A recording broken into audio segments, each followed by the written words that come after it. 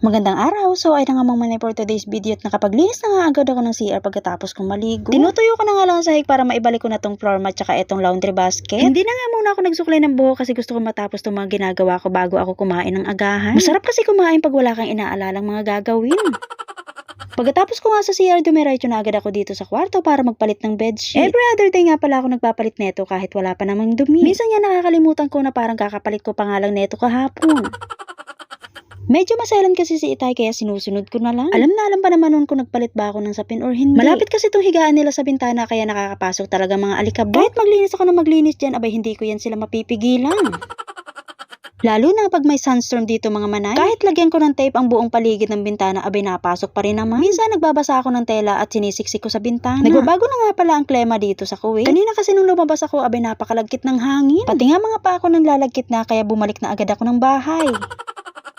Naalala ko tuloy nung unang salta ko dito sa abroad. Nasa Pilipinas pa lang kami, sinabihan na kami na malamig nga daw dun sa pupuntahan namin. At eto na nga kinabukasan flight na ng batch ni Manay. Nagsuot nga lang ako ng long sleeve na medyo makapal. At ang akala ko okay na ako dun sa suot kong long sleeve. Yung lamig sa eroplano kinaya ko kasi may pakumot sila doon. At habang nasa eroplano nga kami nag-uusap kami ng katabi ko. Sinabi ko sa kanya na baka mas malamig pa pag lumapag tong eroplano sa Kuwait. Bahala na kayo humusga pero hanggang ngayon natatawa pa rin talaga ako pag naaalala ko yun.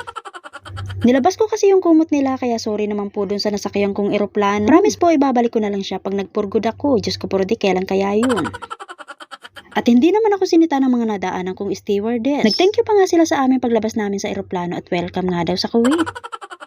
Grabe talagang experience ang naranasan ko nung unang salta ko dito sa abroad. Sa immigration kami dati natagalan, Diyos ko puro di. Halo-halo na kami, iba't ibang lahi ng mga kasama namin. Abay pati mga amoy naghalo-halo na rin. Ewan ko kung batch lang namin ang nakaranas ng ganun. Di ba kadalasan naman yung luggage kinukuha talaga sa conveyor? Diyos ko puro di yung luggage namin nakatambak na dun sa tabi. Naghalo-halo na nga siya doon at para na nga kami nag-uukay-ukay. At eto yung part na nainis na talaga ako. Nakita ko kasi yung luggage ko na bagong bili ko sa Baclaran. Diyos ko puro di nabawasan siya ng isang gulong.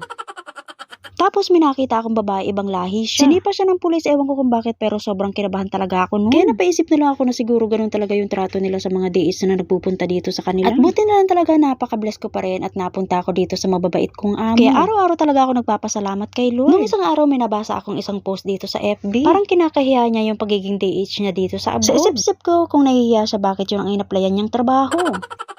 Number 1, bakit tayo mahihiya? Napakamarangal na itong trabaho natin. Dahil sa trabahong to, nabibigay natin lahat ng pangangailangan ng pamilya natin sa Pilipinas. Sa totoo lang mga manay pira-piro, mas nakakaipon pa nga kami sa mga nagtatrabaho sa labas. Pag nagpupunta kasi kami ng mall, may mga nakakausap akong mga Pinay doon. Syempre dahil minsan boring ako, ini-interview ko sila.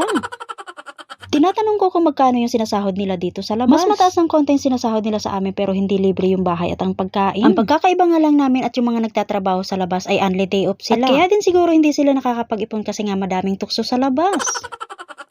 Diyos ko puro di lalo na pag may sale. Panigurado ubos yung sahod mo pag hindi ka marunong magkontrol. Iniisip kasi nila ay may susunod pa naman sahod kaya bibili ako noon, bibili ako niyan. O siya mang manay hanggang dito na lang muna. Salamat po lagi sa panonood niyo. See you po sa next video. Bye!